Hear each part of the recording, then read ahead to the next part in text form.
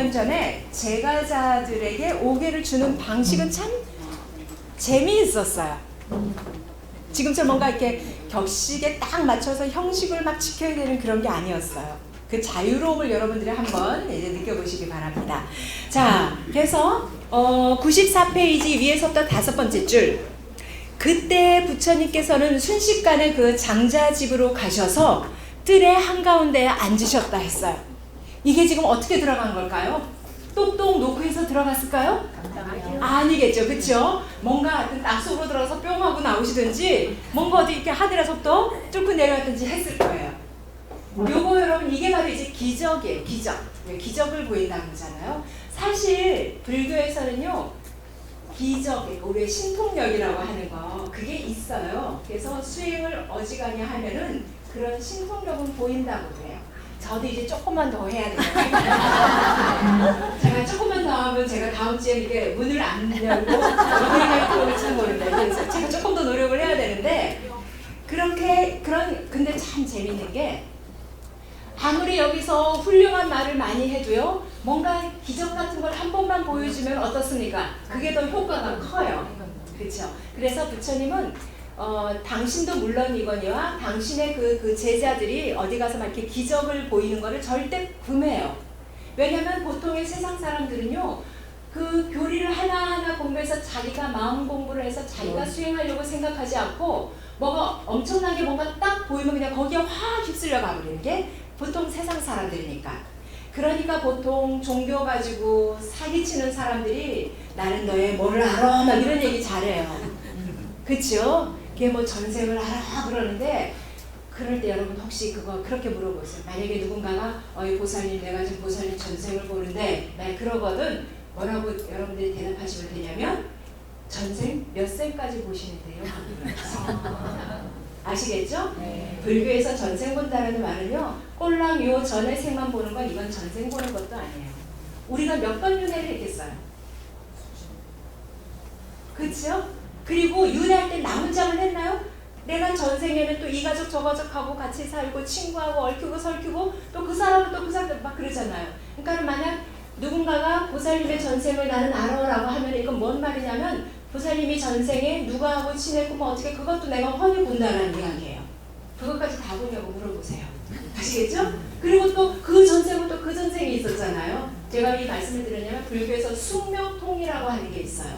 숙명통이요, 꼴랑 그 전생만 보는 게 아니라 생명이 시작이 돼서 지금까지 요 모양으로 살아올 동안에 그 모든 걸 다 기억해내는 능력이에요.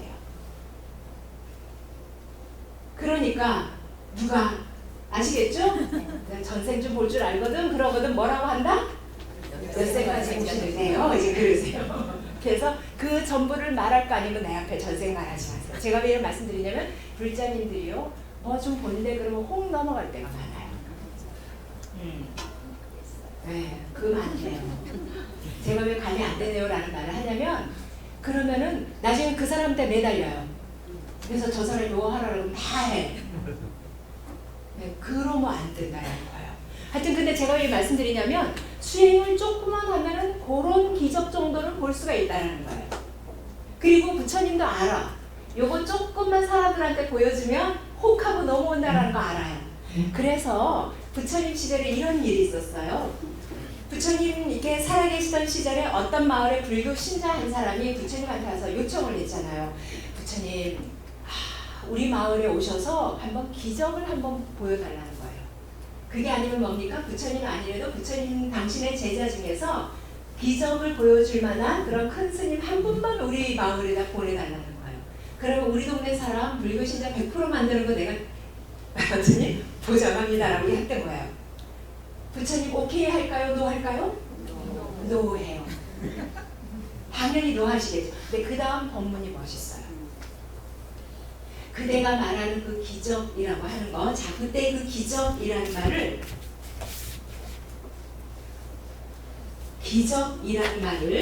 요거를 불교 그 한문으로는 신통방통하게 마구마구 변화시킨다 그래서 신변, 요 두 글자를 따서 신변이라고도 많이 이야기해요. 여기에 세 가지가 있다라는 거예요. 그러니까 우리가 그러니까 수행한 사람이 일반 사람들한테 보여줄 만한 기적이 세 종류가 있다는 거예요. 첫 번째 기적은 뭐냐면요. 그야말로 그걸 이제 신족통이라고 하는데, 이건 뭐냐면 정말 말 그대로 벽도 뚫고 들어가고 물리를 걸어도 빠지지 않고 뭐 흙 속을 그다음에 부드럽게 물에 들어가듯이 하고 뭐 구름 위를 막 날아다니고 막 이러는 기적이 있다는 거예요. 그리고 두 번째는 또 무슨 기적이냐면 요거 제가 좀 갖고 싶은 기적이에요. 타심통이에요. 야, 요거 능력만 하나 있으면 어떻겠습니까? 그쵸? 탁 보면 알아, 저 사람이 속으로 지금 뭘 원하는지. 이게 또 영업을 하시는 분들은 이게 또 굉장하잖아요. 그쵸? 이 타심통도 이것도 하나의 기적이라는 거예요. 근데 부처님이 뭐라냐면은 이런 두 가지는 꼭 불교가 아니라 다른 수행을 한 사람도요, 요것도 할 줄 안다라는 거예요. 그러면서 내가 정말 그대들에게 보여주고 싶은 기적은 따로 있다는 거예요. 그게 무슨 기적일까요? 그쵸? 내가 그대들한테 보여주고 싶은 기적은 뭔가 하면 한문으로는 교계 이제 신변 이렇게 썼거든요. 교가 이게 뭐냐면 가르칠 교고, 계가 훈계하다요. 사람을 가르쳐서 이끄는 게 기적이라는 거예요. 그러니까 그대들의 마음을 다가가서 그대들을 자꾸 가르침을 전해서 그대들이 내가 얻은 경지까지 오게 하는 것, 이게 세 번째 기적이라는 거예요. 내가 정말 부리고 싶은 기적은 이 세 번째 교계 신교입니다. 근데 그대가 지금 원하는 거는 그게 아니지 않느냐, 그러는 게 부처님의 입장이에요. 좀 멋있죠? 그렇죠? 멋있어요. 부처님은요, 당신을 믿는 신자가 늘어나는 게 부처님의 소망은 아니에요. 이 세상에 부처님 길을 따라가는 사람이 많아지는 게 당신의 소망이죠. 그들이 내 신자가 되는 거는 바라지도 않아요. 내 신자가 그렇게 많아서 뭐하게. 그쵸? 그거 맨날 아침마다 휴대폰으로 안녕하세요 카톡 돌리는 것도 얼마나 힘든데요. 신고해요. 그거 아닐 거예요. 부처님이 바라는 것은 이 세상에 존재하는 모든 이가 내가 수행을 했듯이 그렇게 수행을 하고 내가 도와주겠다는 거예요. 그래서 그들이 깨달음을 얻는 것이 부처님이 이룰 수 있는 세 번째 기적이라는 거예요. 그러면서 원래 부처님은 그렇게 사람들이 기적 보여달라는 것을 거부하시는 분인데, 너무 완고해서 교화하기가 힘든 사람, 아라한들이 뒷다갔는데도 한 번도 마음을 두드리지도 못한 그런 완고한 사람 앞에는요, 이거 언제 하겠습니까? 언제 가서 그걸 하겠습니까? 안 통해요. 그러니까 이런 사람을 대번에 깜짝 놀라게 할 만한 게 뭐예요? 막 바닥으로 쑥 해서 일단 깜짝 놀라게 하고, 그래서 기적을 고를 때는 보인다는 거예요. 너무 완고한 사람들, 너무 완강한 사람들의 마음을 여쭤긴 충격요법을 써요. 그래서 드문드문 그런 기적을 보이는 게 나타나요. 왜 여러분 나간존자 있죠? 나간존자도 바로 그 기적 가지고 하늘 날아다닌다는 그 신통력을 갖고 있는데, 장대 끝에 바로 가지는 그 신통력을 보이는 바람에 부처님한테 회통 건넌 사람이잖아요. 너는 수행한 게 결국은 고작 저 바로 하나 가지려고 수행했냐 그러면서 그런 분이에요. 자, 아무튼 보세요. 그렇게까지 기적을 보여주는 거를 싫어하시는 부처님이 이 장자의 집은 순식간에 뜰의 한가운데 뿅 하고 솟아나신 거예요. 그러니까 장자는요, 부처님께서 오신 것을 보자 땅에 엎드려 발에 예배하고 한쪽에 앉았어요. 이게 부처님을 존경해서 그러는 게 아니라 뭐 갑자기 엄청난 일이 확 벌어지니까 자기도 모르게 우와 그냥 확 엎드려 버린 거예요. 자, 그래 봅시다. 그러니까 부처님께서 장자에게 말씀하세요. 보시를 행하면 5가지 큰 공덕을 얻는다. 아까 안한존자랑 한 말이 똑같은데도 벌써 이게 뭔가 사람 뻥하고 치니까는 됐거든요 하지 않고 뭐라고 합니까? 어떤 보시가 5가지 큰 공덕을 얻는다 이렇게 물어보는 거예요. 그러니까는 부처님은요, 사람을 어떻게 대할 것인가 아주 능수능란해요. 어떤 사람에게는요 충격요법으로 확 다가가고, 어떤 사람에게는 점잖게 다가가고. 그래서 부처님이 사람을 어떻게 다루느냐, 그 능수능란한 그 기술을 방편이라고 합니다. 불교에서 방편이라는 말 많이 씁니다. 방편. 방편이라는 말은 딱 언제 쓰냐면 중생 교화할 때 쓰는 거예요. 그러니까는 내가 이만큼 공부했다 그래서 내 공부한 것만 막 쏟아내는 게 유능한 강사가 아니에요. 그렇죠? 아무리 내가 공부한 게 많아도 대중들이 지금 그거를 받아들일 게 아니고 그러면요, 그거를 돌려서 거기에 능수능란하게 해서 그 사람들의 마음을 열어야 돼요. 그게 방편이에요. 그래서 여러분 경전을 읽다가 방편이라는 말이 나오면 무조건 이거는 중생교화하고 관련된 거다. 방편.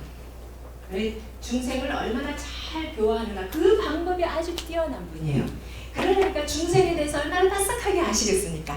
자, 아무튼 그래서 일단 성공은 한 거예요. 물어봤잖아요. 제가 앞서 여러분 강의 시작할 때 말씀드렸죠? 물어야지 법문이 나가는 거예요. 그러니까 부처님이 싹 물어보도록 유도를 하는 겁니다. 부처님처럼 낚시질을 잘하시는 분은 없는 것 같아요. 아주 살살 봐가지고 톡 던져요. 그럼 누군가는 물게 돼 있어요. 근데 그게 정말 고마워. 왜냐하면 누군가가 물어서 그게 뭔데요 하고 물으면 부처님이 마치 기다렸다는 듯이 법문이 잘잘잘잘 나갑니다. 그러니까 이렇게 싹 물으니까는 묻잖아요. 앞서 안한존자 할 적에는 묻기라도 했습니까? 아니요. 그냥 됐거든요 잖아요. 그렇죠? 대꾸도 안 했잖아요. 근데 묻잖아요. 그러니까 부처님이 기다렸다는 듯이, 자 이제 보세요. 첫 번째 보시는 살생하지 않는 것이다. 장자의 이것을 첫째 보시라고 한다. 우리 5계에서 첫 번째가 뭐였어요? 살생하지 말라가 지금 여기 나왔죠. 근데 보세요. 내가 5계를 주겠노라가 아니라 이거를 지금 보시라는 이름으로 싹 돌려서 하는 거예요. 그런데 이제 그것도 한번 봅시다. 만일 어떤 중생이 살생하지 않는 계율을 지니면 자비로운 마음으로 일체 중생을 잘 감싸주기에 그들은 두려움이 없게 된다. 이것이 첫째 보시이다예요. 그러니까 첫째 보시는 불살생이라는 보시인데 그건 결국 중생의 마음에 두려움을 없애주는 보시를 했다라는 거예요. 말이 좀 되는 것 같습니까? 네. 그렇죠. 요 메커니즘이 아주 재미있어요. 사실 우리 중생들은요, 마음속에는 어떤 두려움과 불안을 갖고 살아요. 여러분들 어떠세요? 여러분들 마음에 겁나는 게 없으신가요? 겁나는 게, 나는 겁날 게 없어라고 생각하시는 분 손 들어보세요. 흉 안 볼게. 하지만 우리 보세요. 맨날 뭐 노후연금, 그쵸? 노후 대책. 결국 뭐예요? 암암리에 불안한 거예요. 불안한 거예요.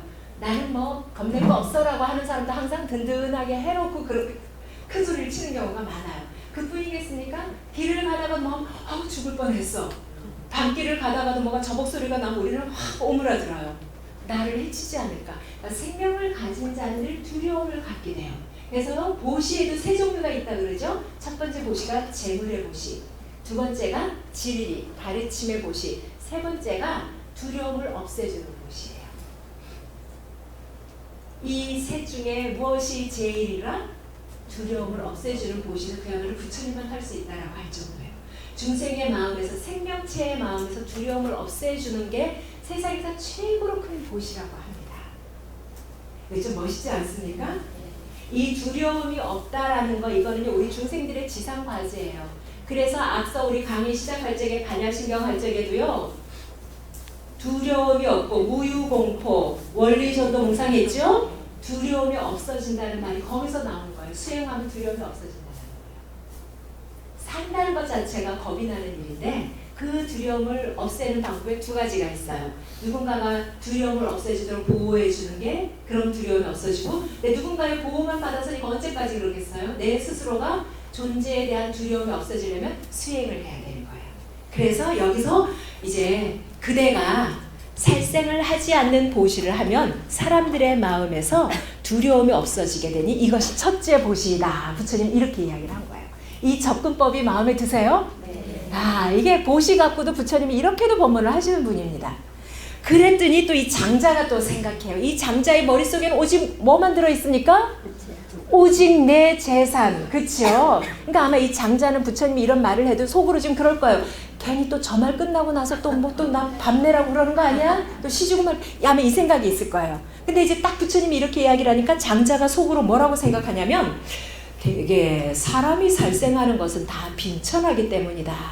그런데 지금 나의 집에는 많은 재산과 보물이 있어서 내 하고 싶은 거 마음대로 할 수 있으니 내가 뭐 때문에 살생을 해? 이 말씀이 오라. 그러니 나는 이 가르침을 따르리라. 그러면서 부처님한테 말씀드리기를 귀의하오니 부처님의 계율을 받아 목숨을 마칠 때까지 다시는 살생하는 죄를 범하지 않겠습니다 라고 자기 입으로 지금 뭘 해요? 5개의 첫 번째를 자기 입으로 맹세를 한 거예요. 근데 이것도 자기 나름대로 꼼수가 있어요. 왜냐면 이미 자기는 불살생을 하고 있으니까 굳이 뭐 돈 갖다 바치거나 뭐 하지 않아도 이미 내가 뭔가 보시를 하고 있다 그러잖아요. 앞에 스님들이 왔을 때 자꾸 보시해라 보시해라니까 짜증이 나 죽겠는데 지금 부처님의 법문을 들으니 이미 내가 하고 있었던 거야. 무슨 말씀인지 아시겠죠? 네. 이미 내가 하고 있었던 거니까 이 수전도가 생각하기에는 요거보다 더 좋은 게 없어요. 그러니까 오케이 땡큐 하고는 제가 불살생 계를 받겠습니다 라고 맹세를 한 겁니다. 이게 부처님이 꽤나 많으신 분이에요. 너 계를 받아라 하면 평생 안 받을 사람이 그렇게 살살살살 열어두니까 지가 먼저 와서 계를 받겠다고 하는 거예요. 이게 뭐가 뛰어나다? 방편이 뛰어난 거예요. 이걸 보고 방편이 뛰어나다라고 하는 거예요. 아주 꽤나 많으신 분이에요. 자, 그 다음에 봅시다.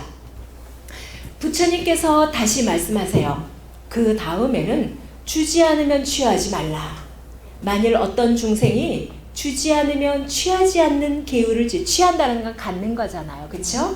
그러면 자비로운 마음으로 일체 중생을 잘 감싸주기에 그들은 두려움이 없게 된다. 이것이 둘째의 큰 보시다 했어요. 이게 왜 아까 우리 두 번째 5개 중에 두 번째가 도둑질을 하지 말라잖아요. 도둑질을 하지 말라라는 말의 원뜻은 뭐냐면 주지 않는 것은 갖지 말라예요. 그러니까 여러분 이게 무슨 뜻이 있냐면 가령 지금 만약에 강의 끝나고 제가 나가야 되는데 갑자기 느닷없이 비가 막 쏟아져요. 우산을 안 갖고 왔잖아요. 어떻게 나 빨리 가야 되는데 우산이 없는데 보니까 저 담벼락에 비닐 우산 하나 살 떨어지는 비닐 우산이 하나 있어요. 여러분 같으면 그 우산을 가지고 쓰겠어요? 안 쓰시겠어요? 왜 안 써요? 떨어져서? 근데 요즘은 하도 물자가 흔해가지고 그쵸? 그래서 알고 보니까 그까지 비닐우산 살도 떨어졌는데 해서 정말 우리는 그거라도 하는데 그것도 도둑질이라는 거예요. 왜냐하면 내 생각은 누가 고장이 났으니까 버렸다고 하지만 누군가가 잃어버린 것일 수도 있잖아요. 그러니까 그 비닐우산의 소유자가 이거 당신 쓰십시오 하고 주기 전에는 그것은 내 거가 아니기 때문에 그것도 가져가지 말라는 거예요. 그게 도둑질을 하지 말라의 기본 뜻이에요. 어떻습니까 여러분? 여러분 살아오시면서 도둑질을 좀 해보셨나요? 길 가다가 동전 떨어진 거 있으면 얼른 죽기도 했는데 이거 엄청난 일이었습니다. 그러냐 하물며 무슨 뒷돈 받고 뭐 하는 거 이것도 결국 다 남의 주머니에 도려내는 거잖아요. 그렇죠? 뭐 세상에 눈먼 돈 많다고 해가지고 아무 돈이나 막 갖다 쓰는 오빠 언니들 많은데 알고 보면 그게 눈먼 돈은 세상에 없어요. 그게 다 누군가의 돈인 거예요. 여러분과 저의 세금이기도 하고요. 그거 다 도둑질인 거예요. 그러니까 이 도둑질의 뜻은 뭐냐면 주지 않는 것을 갖는 것이 도둑질입니다. 그래서 부처님이 지금 뭐예요? 두 번째 계율을 준 거예요. 그러니까 만일 어떤 중생이 이 계율을 지니면 자비로운 마음으로 일체 중생을 잘 감싸주기에 그들은 두려움이 없게 된다. 그렇지 않겠습니까?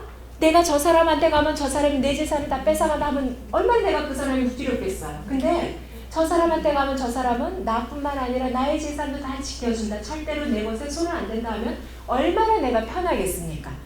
두려움이 없어지죠. 그러니까 부처님이 요게 둘째 큰 보시다라고 딱 이야기를 한 거예요.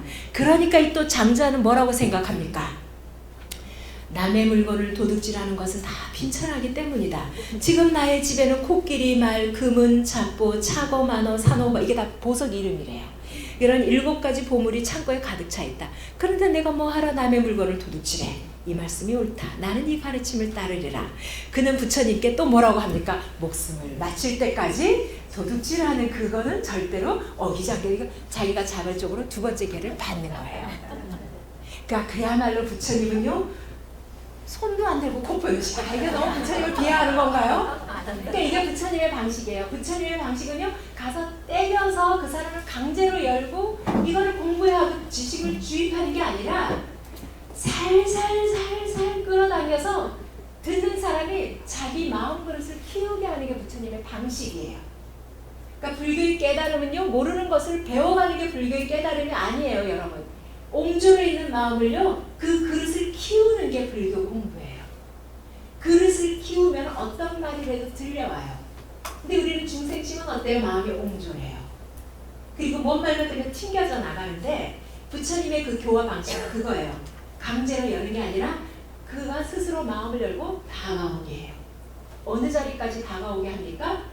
부처님 이 자리까지 다가오게 하는 거예요. 그게 바로 그 유명한 법화경 좀 읽어보셨어요? 법화경 읽어보신 분? 법화경에 보면 가난한 아들, 거지 아들을 부자 아버지가 데려다가 하는 그 이야기 있죠? 그 비유 있죠? 그게 바로 그거잖아요. 강제로 끌어다 놓으려니까 그지 아들은 뭐요? 아이고 나 죽이려고 하라고 도망을 치니까 이 아버지가 어때요? 살살 방편을 써서 지 발로 그 자기를 갖춰서 이 아버지의 자리를 물려받을 정도로 그릇을 키워놓게 되는 거예요. 그 다음에는 비록 아버지의 재산을 물려받지만 이건 꽁으로 받은 게 아니에요. 이 사람은 그 재산을 받을 자격을 스스로가 갖추는 거예요. 그게 부처님이 뭐가 뛰어나다고요? 방편이 뛰어나다. 방편은 그럴 때 쓰는 겁니다. 아시겠죠? 이것도 딱 요거인 거예요. 지가 알아서 오는 거예요. 그겁니다. 자, 그렇게 해서 벌써 이 사람은 두 번째 개요. 그 다음에 그 옆에 봅시다. 95페이지예요. 95페이지 요거는 우리 함께 같이 한번 좀 읽어볼까요? 네. 부처님께서는 다시 장자에게 말씀하셨다. 다음에는 음탕하여 남의 아내를 범하지 말라. 만일 어떤 중생이 음행하지 않는 계율을 지니면 자비로운 마음으로 일체 중생을 잘 감싸주기에 그들은 두려움이 없게 된다. 이것이 셋째의 큰 보시이다. 장자는 생각하였다. 자기 아내가 없으면 은행하는 죄를 범하게 된다. 그런데 지금 나의 집에는 아름다운 시녀들이 거의 수만 명이나 있다. 설사 그들을 모두 받아들이려고 하여도 다할 수 없거늘 하물며 남의 아내를 범하겠는가. 이 말씀이 옳다. 나는 이 가르침을 따르리라. 그는 곧 부처님께 말씀드렸다. 목숨을 마칠 때까지 음행하는 죄를 범하지 않겠습니다. 만일 어떤 중생이 음탕한 죄를 범하지 않으면 자비로운 마음으로 일체 중생을 잘 감싸주기에 그들은 두려움이 없게 된다. 이것이 셋째의 큰 보시이다. 이렇게 해서 세 번째 계획까지 자기가 받은 거예요. 뭐 내용은 따로 설명 안 해도 알겠죠. 야, 근데 좀 그렇다. 곡식을 축낼까 봐서 개도 안 기르면서 여자는 지금 몇 명이나 두고 있어요? 아, 이거는 제 머리로는 이해가 안 됩니다. 이거 뭔가 이 사람도 계산을 잘못하고 있는 것 같아요. 하여튼 여러분 이게 하여튼 어떤 내용인지는 아시겠죠? 그렇죠? 하여튼 그런 스타일이에요. 그 다음에 네 번째도 역시 어떻습니까? 자, 네 번째도 같이 한번 읽어보죠. 부처님께서는 다시 말씀하셨다. 다음에는 거짓말하지 말라. 이것이 넷째의 큰 보시이다. 장자는 생각하였다. 대개 사람이 세상에 살면서 거짓말하게 되는 것은 다 빈천하여서 능히 살아갈 수 없기 때문이다. 그러므로 진짓 속이고 궤변으로 직업을 삼기 때문에 거짓을 말할 뿐이다. 나는 지금 집에 무수한 재물을 쌓아 놓아서 일억리에 이르고 있는데 무엇 때문에 거짓말을 하겠는가? 이 말씀이 옳다. 나는 이 가르침을 따르리라. 목숨을 마칠 때까지 거짓말하는 죄를 범하지 않겠습니다. 거짓말하는 죄를 범하지 않으면 자비로운 마음으로 일체 중생을 잘 감싸주기에 그들은 두려움이 없게 된다. 이것이 넷째 큰 보시이다. 자, 네 번째 거짓말하지 말라라는 계율까지 이제 받은 거예요. 얼마나 재산이 많으면 재산을 쭉 늘여놓으면 1억리 뭐 대충 우리나라가 한반도가 3,000리라고 한다면 3만 리로 아니고 1억리래요. 제가 그래서 불교 강의하다가 제가 생각하는 말이 있는데 이 말이 좀 졸고 도는 것 같아요. 제가 그래서 늘 하는 말이 있어요. 뻥이 심하기로 중국 뻥이 심하다는데 아시겠죠? 예, 대건 아닙니다 이게. 제가 이 말을 했는데 이 말이 돌고 돌았나 봐. 어느 날 제가 알고 있던 어떤 보살님이 그 말을 하는 거예요. 그래서 그 말을 어디서 들었냐니까 사람들이 많이 말해요. 그러더라고요. 아마 저보다도 먼저 말씀하신 분들이 계실지 모르겠는데 여하튼 인도 사람들이 이 규모를 아시겠죠? 아, 이 스케일이 어마어마합니다. 재산이 1억리에 넘쳐나는데 내가 뭐가 아쉬워서 지금 거짓말을 하겠냐라는 거예요. 그러니까 이런 말 속엔 입이 다 뭐냐면 내가 알게 모르게 내가 이미 보시하고 있었네. 그러니까 자신감을 주는 거예요. 못된 사람한테 너는 나빠, 너는 그러다, 너는 벌 받을 거야, 너는 죄 지은 거야, 너는 죽어서 지옥 갈 거야 자꾸 이야기를 하면 이 사람은 어떻습니까? 아마 내 인생 어차피 이렇게 되고 누가 몰라, 아이 냅둬, 이렇게 살다 죽게 오히려 더 마음을 닫아요. 그러니까 그런 사람을 격려를 해주는 거예요. 그렇죠? 그래서 사람들은 너를 나쁘다고 하지만 너는 이미 충분히 너는 선한 일과 하고도 있었어. 그거를 확인을 시켜주니까 자기가 자신감을 얻는 거예요. 그래서 불교의 교환법은요, 사람들을요 그렇게 옥죄고 뭐 지옥 간다라고 하는 게 아니라 이미 당신은 충분히 하고 있다 해서 격려를 해주는 거예요. 불교에서는 이 격려가 어마어마합니다. 하다못해요, 내가 지금 당장 모진병에 걸려서 혹시라도 오늘 내일 하고 있을 정도로 이렇게 병석에 누워있다고 해보십시오. 병석에 누워있으면 얼마나 두렵겠습니까? 몸도 아플 뿐만 아니라 정말 죽어서 뭐가 어떻게 될지도 몰라요. 그 두려움에 가득 사로잡힌 사람한테 가가지고 이제 당신은 마지막으로 참회하십시오 하고 참회를 받아내는 게 불교가 아니에요. 불교는 뭐냐면요, 죽어가는 사람한테 가가지고 격려를 해주는 게 불교예요. 당신은 참 잘 살아왔습니다. 그리고 두려워하지 말라라는 거예요. 당신이 지금부터 연부를 하면 다음 생에 극락이라고 하는 아름다운 세계가 당신을 기다리고 있다는 거예요. 그러니까 행여 이번 생에 내가 먹고 사느라고 바빠서 마음 공부도 못하고 남한테 흉한 짓을 했더라도 걱정하지 말라는 거예요. 극락이 당신을 기다리고 있으니 마음을 편안하게 가지십시오. 이게 불교의 임종법문이에요.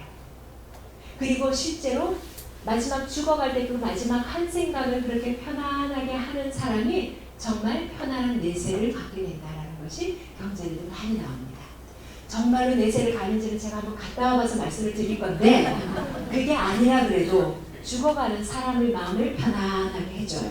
그러면서 일단 두려운 사람한테 당신은 참 잘 살아왔습니다 라고 하거나, 또는 잘 살아온 것 같진 않아도 이 사람하고 어렸을 때 뭐 즐거웠던 이제 그걸 이야기를 해줘요. 그러면 두려웠다가도 그래 그래도 내가 뭐 이랬을 때 우리 즐거웠어 하는 그런 즐거운 마음이 생기면 마음이 편안해지거든요. 마음이 편안해질 때 그때 자, 우리 인생이라는 게 이렇습니다.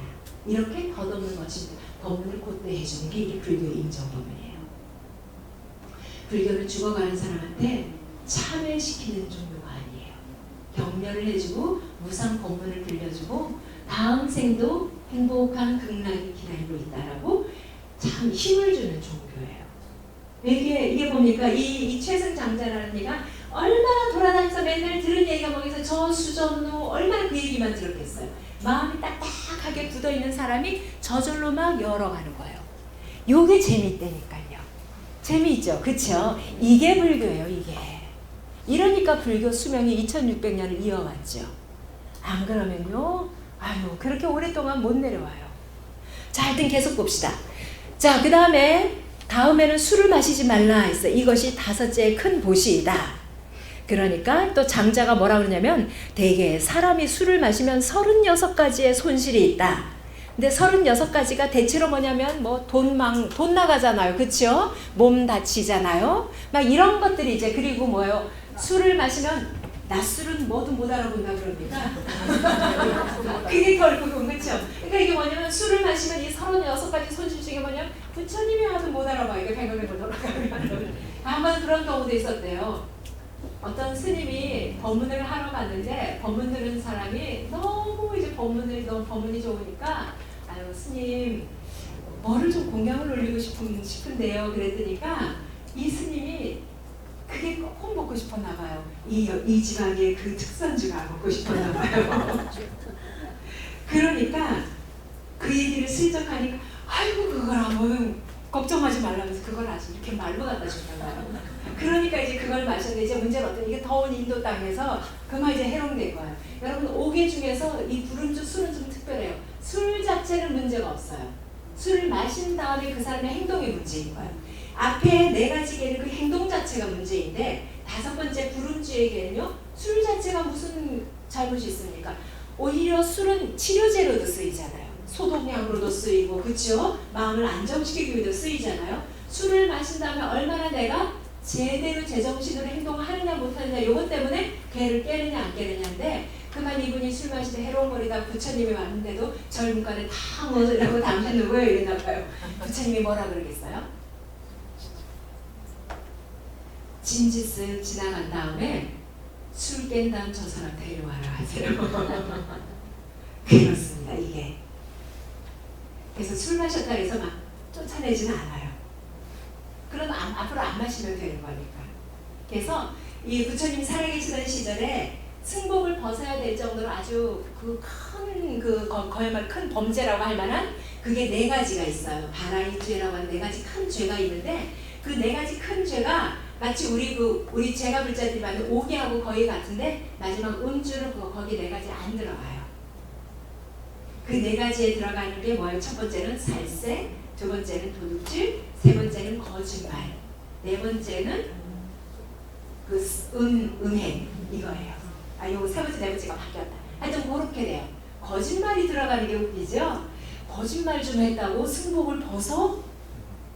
무슨 거짓말을 했길래? 이게 뭐냐면요. 내가 알아하니 안 되는데도 내가 깨달았다고 뻥치는 거예요. 이게 뭡니까? 같이 수행한 사람은 알아요. 그렇죠? 저 사람이 지금 깨닫지도 못했는데 깨닫는구나 하고 아는데 제가자들은 잘 모르잖아요.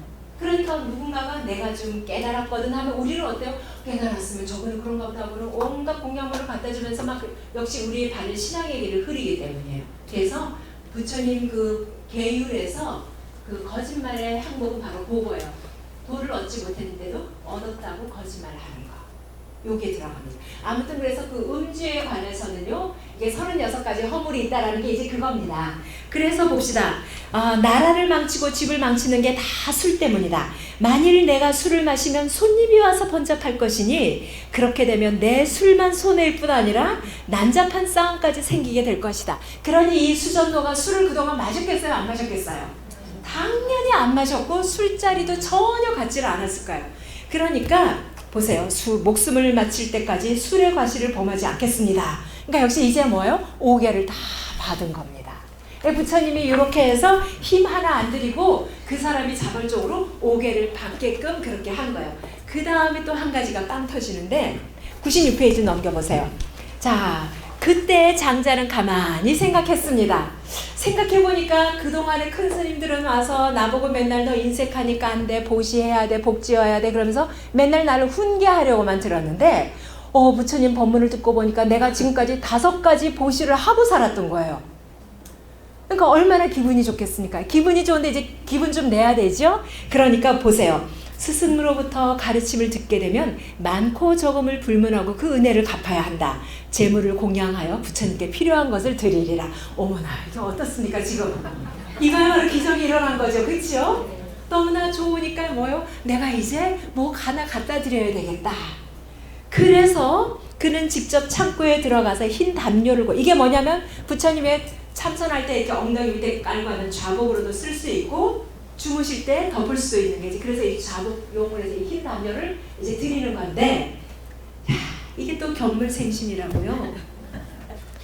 처음 마음은 뭐예요? 뭐래도 갖다 주고 싶었는데 딱 창고를 가서 문을 열어서 재물을 보니까 어떻습니까?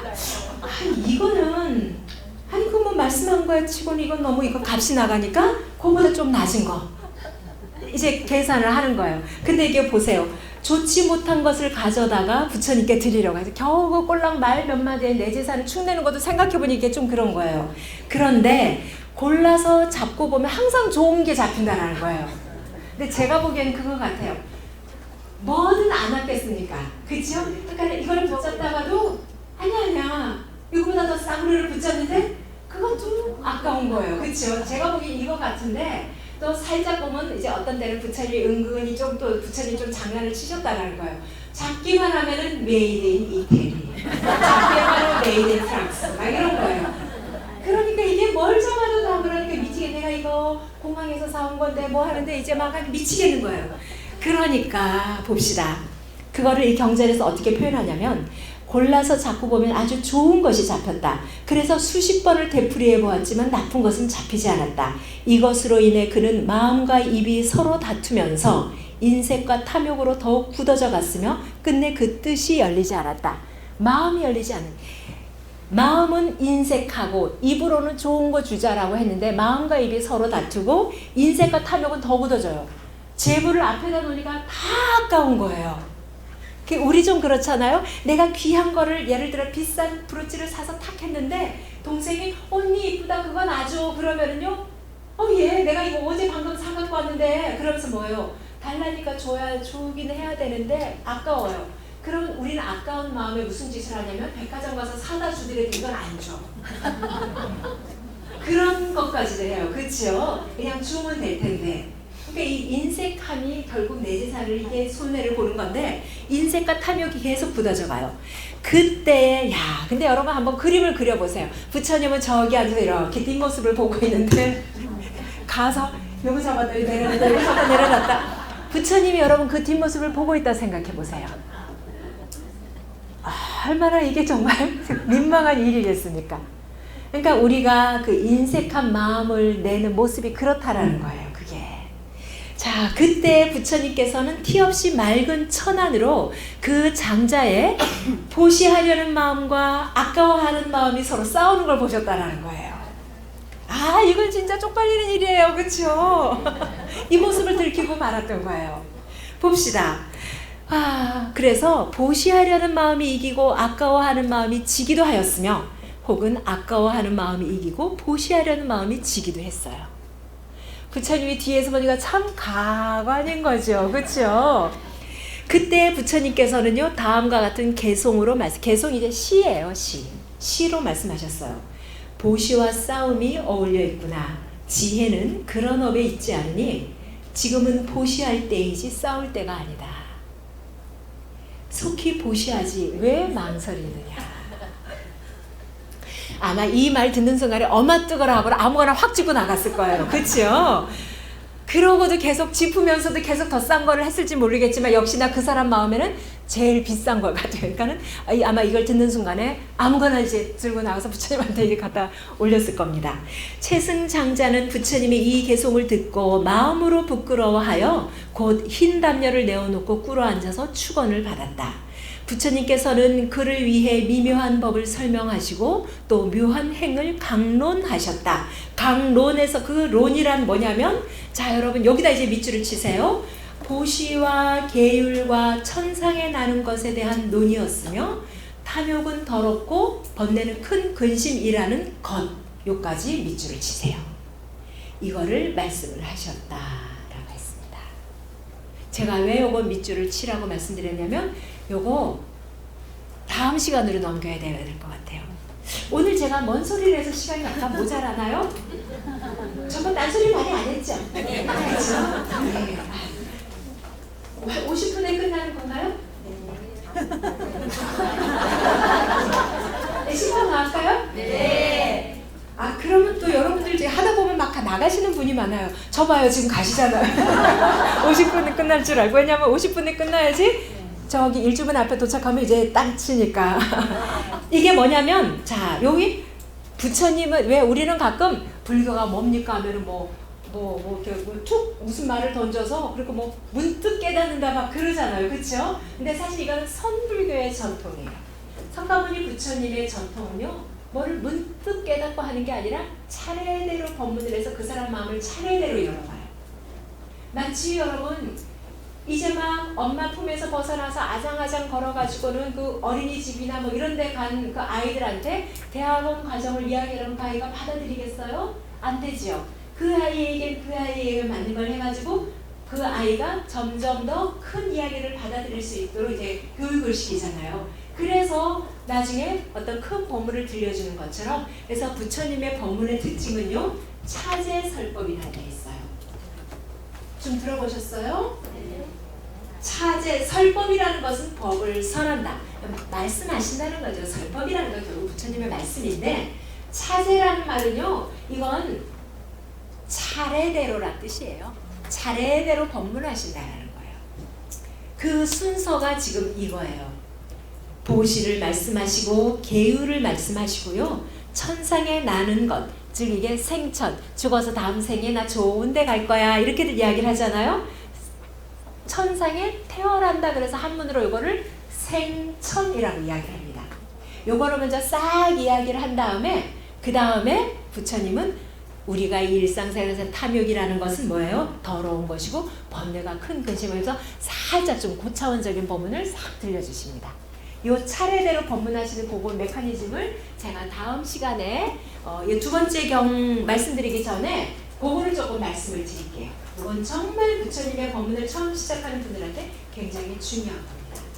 자, 오늘 제가 드린 말씀 중에서 하시고 싶은 말씀, 질문 뭐든지 괜찮습니다. 너무 쉬운 내용 해가지고 질문할 것도 없죠? 네, 여러분, 불교는요, 그렇죠? 불교는 이렇게요, 굉장히 경쾌한 종교예요. 어려운 것만 해가지고 사람을 짓누르는 게 아니라 그 사람을 기쁘게 만들어요. 지금 이 최승장자 얼마나 기쁘겠습니까? 그래서 여러분 경전 좀 읽어보신 분들 경전 모든 경전의 제일 끝에 뭐가 있습니까? 환희공양하더라 있죠? 그 말이 그래서 나오는 거예요. 그 말이 괜히 있는 게 아니라 법문을 듣거나 경전을 읽은 사람 마음이 기뻐지는 거예요. 마음이 기쁜 사람이 뭐를 더 수행을 하게 돼 있기 때문에 거의 대부분의 경전의 끝은 환희공양하더라가 그렇게 들어있는 겁니다. 마음의 기쁨을 안고 담아가는 것이 불자들의 법문 끝나고 돌아가는 불자들의 뒷모습인 것이 이 중생 언제, 이 중생들은 언제까지 하면서 근심을 안고 가는 게 아니에요. 2600년 전에 부처님은 사람들이 법문 듣고 돌아갈 적에 기쁨을 안고 돌아가겠습니다. 그래야지 다음 시간까지 행복하게 더 열심히 선업 짓고 더 기쁜 마음으로